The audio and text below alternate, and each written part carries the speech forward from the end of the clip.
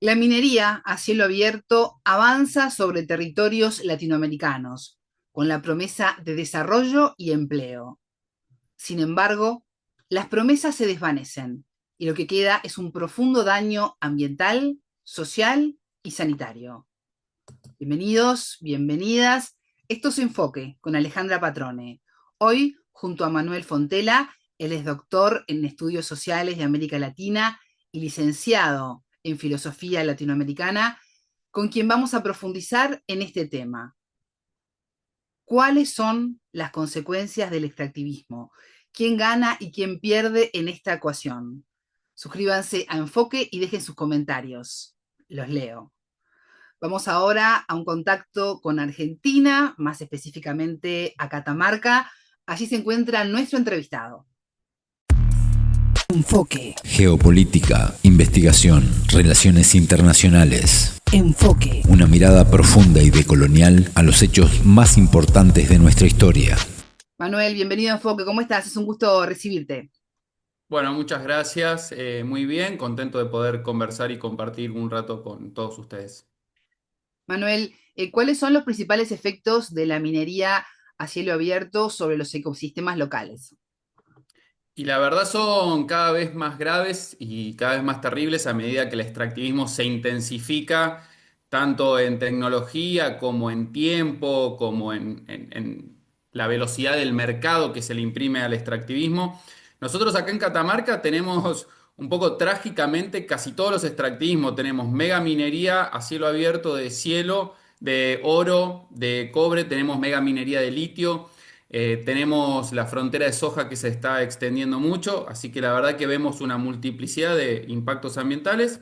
En Antofagasta de la Sierra, ríos secos, vegas secas, humedales afectados, nacientes de agua afectadas, desplazamiento de comunidades indígenas, o sea, algo muy importante del extractivismo es tratar de entender que no se puede separar mucho el impacto ambiental del impacto social, son impactos asociados, ¿no? O sea, si vos destruís una fuente de agua, también condenás a la comunidad que habita ese territorio.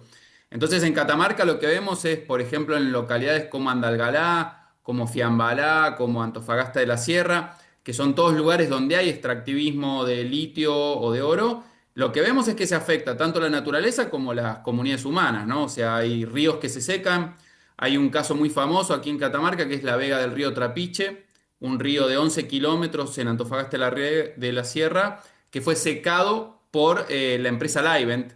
Hoy en día es Río Tinto, una de las mineras más grandes del mundo. Entonces lo que vemos son realmente impactos de todo tipo en las naturalezas, en las comunidades humanas y también en la economía local, por ejemplo, en el turismo o en los productores que se ven también muy afectados. Manuel, y si el daño es tan evidente no solo en la tierra, sino además en la vida humana, ¿no? Con el desplazamiento de las poblaciones, en su mayoría indígenas, que no tienen ningún rol protagonista en las decisiones que se toman sobre el extractivismo. ¿Por qué se insiste en esta práctica? Bueno, por muchas razones. Primero porque hay un entramado de poder realmente enorme que tiene que ver con los gobiernos provinciales, con los gobiernos nacionales, con empresas multinacionales, que realmente hay que estar acá y vivirlo para entender la magnitud de ese poder. Primero hay que pensar que hay un contexto de empobrecimiento generalizado de esas localidades, y no solo de empobrecimiento, sino de ausencia del Estado. ¿Esto qué significa? Que cuando vos necesitas un hospital, necesitas una escuela, necesitas cualquier tipo de asistencia, el Estado se retira y ese lugar lo ocupan las empresas transnacionales. Entonces, ¿qué es lo que pasa? Que de repente la vida cotidiana está intervenida por el extractivismo. Entonces, no es tan fácil estar en contra de eso y tampoco es tan fácil arrancar eso del territorio. Yo creo que sí hay cada vez un convencimiento más grande en muchos sectores sociales.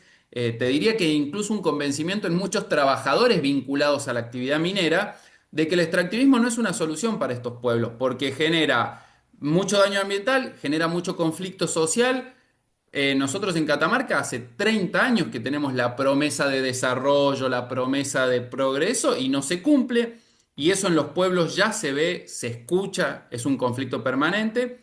Entonces creo que estamos en un poco en un cambio de paradigma o si se quiere en una transformación donde la paciencia de la gente se agotó ya este relato del progreso no se cree más y todavía nos queda la manera de poder echar o sacarnos de encima a estas empresas que, como te digo, construyen todo un ecosistema que las sostiene, ¿no? De vínculos con el poder local, con los proveedores. Entonces, bueno, de repente cuando toda la vida del pueblo está atravesada, es difícil. Eso no significa, como te decía, que no esté exenta de conflictos. De hecho, cada día hay muchos más conflictos, sobre todo porque lo que estamos viendo es que los nuevos proyectos extractivistas se ubican en sectores que son sumamente importantes para el turismo. Catamarca tiene como una de sus cosas más relevantes, incluso en su identidad, ¿no? Como provincia, el turismo. Los grandes salares, tenemos los volcanes más altos del mundo, los 6000, las termas, ¿no? Como mucha identidad vinculada a la cultura y el turismo, y eso está en una crisis total porque la minera necesita de esos territorios y está secando fuentes de agua cerca de las termas, está destruyendo los volcanes y eso rápidamente va a cambiar. Manuel, hablabas de quienes defienden este tipo de actividades en nombre del progreso y la generación de empleo, ¿no? Sobre todo el discurso de las grandes corporaciones y muchos estados. No solo ocurre en Argentina, sino en varios puntos de nuestra América Latina. Eso ya se ha comprobado que no es cierto, el progreso y el empleo no ha llegado. Pero ¿existe un modelo alternativo a este extractivismo? Sí, por supuesto, existe un modelo que casi siempre ha sido, le han puesto palos en las ruedas, ¿no? ¿Mm? Hay comunidades que han vivido de distintas formas de comercio, distintas formas de mercado, de trueque, pequeños productores, eh, formas de un tipo de agricultura y un tipo de economía que es la que se necesita en los pueblos pequeños. Y todo eso venía teniendo su desarrollo propio. El problema es que el Estado cuando interviene, el Estado lo que hace es activamente interrumpir esos procesos económicos. Entonces, hoy en día lo que hay que entender es que la alternativa no puede convivir con este modelo extractivo. Entonces, hasta que no frenemos y no erradiquemos este modelo extractivo, va a ser muy difícil que las alternativas crezcan. Así y todo, a pesar de eso, es increíble cómo un montón de comunidades lo logran. Hay agroecología, hay nuevas formas de mercado, hay turismo comunitario, hay turismo respetuoso de la naturaleza, hay nuevas prácticas de agroecología y hay también mucha recuperación de economías perdidas. Te doy dos ejemplos muy rápidos, pero por ejemplo lo que es el comercio de habas o el comercio de la quinoa. Son Ujú. dos productos típicos de la región de la Puna que si la memoria de la gente cuenta que hace 50, 60, 70 años se comercializaban a lo grande, había incluso comercio internacional a través de la Puna hacia el lado de Chile en nuestro caso, y eso desapareció. Pero desapareció porque, bueno, porque dejó de llegar el tren, dejaron de llegar los caminos, se dejó de financiar la posibilidad de crecimiento de esa pequeña industria y en el lugar se fueron haciendo rutas para los camiones mineros, se fueron haciendo plantas de procesamiento para los mineros. El sistema educativo, nosotros teníamos un montón de institutos que orientaban toda la educación productiva hacia el turismo y hacia la producción local y se fue girando hacia todo lo que es las carreras de higiene y seguridad para la tecnicatura de minería. Entonces, todo el sistema empieza a girar. Los beneficios del Estado, la ayuda económica, los programas y la educación se vuelcan hacia el extractivismo. En un contexto así es muy difícil, pero en la memoria está, la memoria productiva de estos valles es impresionante, y así como había quinoa y había habas y había vinos y había productos regionales, todo eso lentamente también está volviendo a buscar un lugar y una disputa. Como te digo, Ujú. una de las grandes, por ejemplo, en Catamarca, la mayor, yo creo que una de las más grandes mentiras es la idea de que la megaminería impulsa las economías regionales, ¿no? Como si pudiesen ir de la mano. Bueno, eso está demostrado que no. La verdad que no pasa. Si hay megaminería, se destruyen las otras economías. Por eso es muy importante comprender que hay que frenar esos grandes proyectos que sacan el agua que necesitan los productores, que utilizan los caminos que necesitan las mercancías, y ahí vamos a ver qué alternativas hay. Las hay culturalmente, políticamente, económicamente. Ujú. ¿Y es posible recuperar el daño ambiental causado? En principio no, depende del tipo de daño. Eso también es una pregunta muy importante. En un ecosistema como el de la Puna, por ejemplo, que es un ecosistema semiárido, desértico, que en general hay escasez de agua, o sea, esa es la característica propia de esos lugares, no hay abundancia de agua. Nosotros decimos que son ecosistemas muy frágiles, ¿no? Con equilibrios muy delicados. Entonces, si vos generas una interrupción muy fuerte de esos equilibrios, no hay garantías de que eso se vaya a recuperar. Si nosotros además conectamos eso con lo que pasa a nivel global en términos ambientales, más sequía, más calentamiento global, menos regeneración de la biodiversidad, el resultado es que no, que lo que tendríamos que hacer es frenar absolutamente todo y empezar de cero a evaluar y analizar los impactos ambientales de cada proyecto económico. Un poco, con la mejor de las esperanzas, eso está pasando Ujú. gracias al trabajo de las asambleas y las comunidades, que buscan investigadores propios, que buscan científicos comprometidos y que empiezan a ver que los informes de impacto ambiental se hacen mal y entonces empiezan a trazar nuevas investigaciones para frenar o para mitigar ese cambio climático. Ahora, yo te decía al principio que lo que a nosotros más nos asusta es la velocidad, la intensidad de estos nuevos extractivismos y es tan rápido el daño que causan que no se va a poder regenerar nada. Entonces, si nosotros no frenamos eso ahora, el futuro va a ser bastante grave. Manuel, los informes técnicos y científicos a los que hacías referencia, a los informes independientes, ¿difieren de lo que dicen las empresas transnacionales? Sí, por supuesto. Y ahí pasan varias cosas. En primer lugar, que es muy difícil acceder a un montón de información que debería ser pública. Ujú. Eso por un lado, ¿no? Nosotros hacemos un montón de notas con pedidos de información a la Secretaría de Agua, a la Secretaría de Minería, y no siempre podés acceder a información real y transparente. Lo segundo es que cualquier informe ambiental requiere un periodo de tiempo bastante largo para que vos puedas medir impactos, ¿no? Entonces eso, las investigaciones de las empresas no hacen eso, toman una muestra en tiempo real y la presentan. Cuando nosotros tratamos de hacer una línea de tiempo de ese impacto, ahí se ve todo lo que se está generando.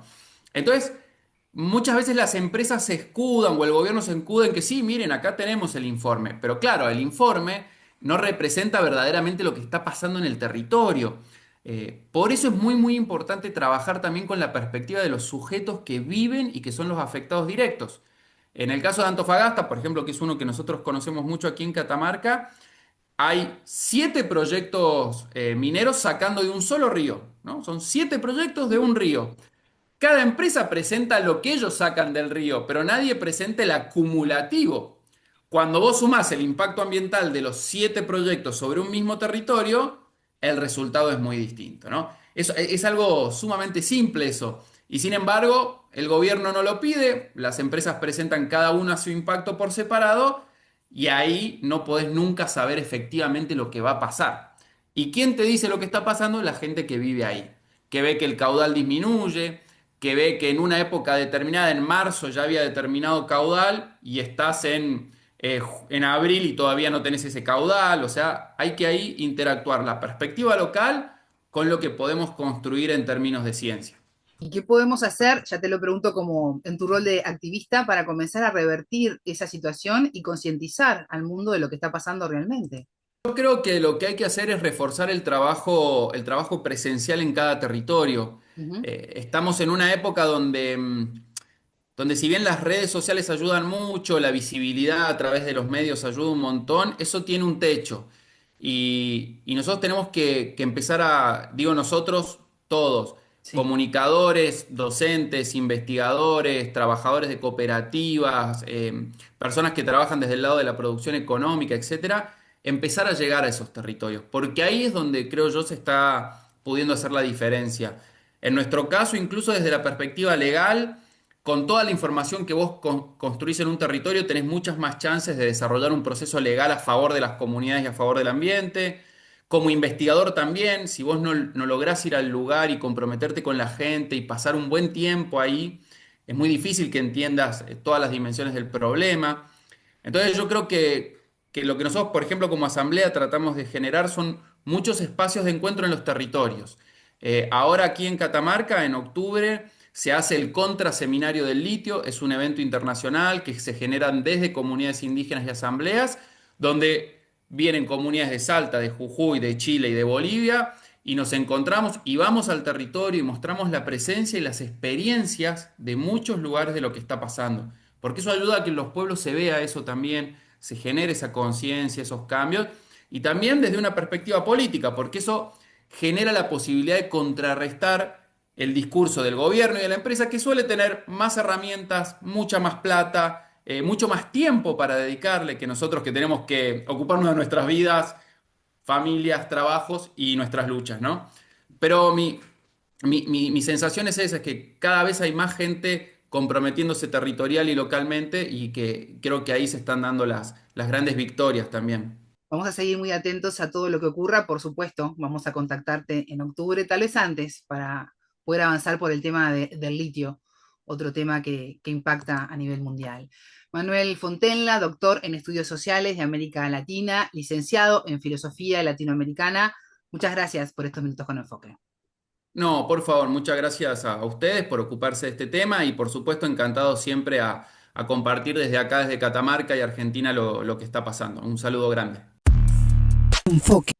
Y en medio de este desafío enorme que tenemos como humanidad de repensar el modelo de desarrollo en América Latina sin hipotecar el futuro de las generaciones que vienen, ¿ustedes cuál creen que es la mejor solución para este tema? Suscríbanse a Enfoque, dejen sus comentarios que los leo y sean parte de esta comunidad que le interesa estar informada, analizar todo lo que está ocurriendo en este mundo y, ¿por qué no?, cuestionarlo.